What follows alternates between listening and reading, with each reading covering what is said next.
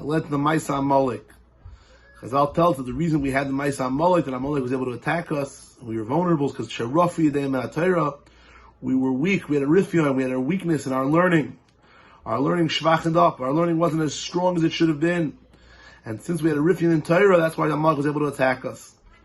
By Yisroel Refidim, when we left Refidim, of course that was the name of a place, but it also symbolizes leaving behind the Refua, and leaving behind the weakness in Torah and strengthening our Limmud Hatorah.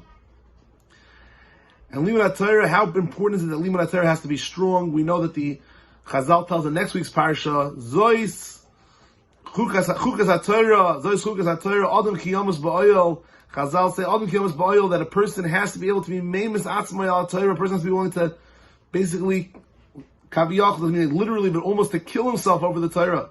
That's how much a person has to give over for Limmud Hatorah.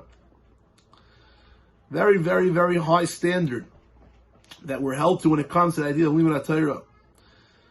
We're coming out of a time here with coronavirus that's been for some people a big Refua in Torah, and some people it's been a big Chizuk in Torah. Some people have taken it the Adam Kiyamus Ba'oil route, they've strengthened beyond. Others have had a very hard time, especially if you're home with young children. It's a very difficult time to be able to learn. And especially for young people now, we're entering the summer. In fact, everybody's learning, but especially young people, often the summer's a time that's a challenging time to learn Torah.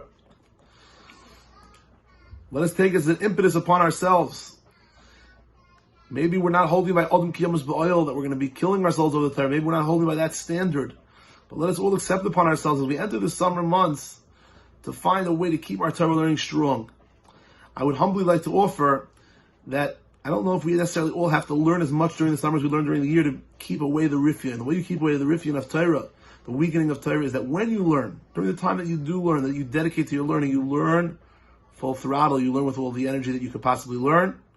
Better one short Seder or two short Starim that are totally focused than a longer time sitting and quote-unquote learning, but you're constantly interrupting, constantly doing other things. And that would be my humble advice, especially to young men heading off to camp and young individuals heading off to camp. Find that time in the day where you can learn, whether it's learning groups itself or your own time. So that's something that's real and stark. If you have real stark learning, you make even one short 5-10 minutes day that's Adam Kiyamus Ba'oil, that's a real dedication, a real total giving over to the Torah. You'll be Zechus to hold on to your Torah learning, and when it comes time for Elul, comes time for the next man, you'll be able to be in a matziv of learning Torah in the starkest possible way. Have a wonderful day.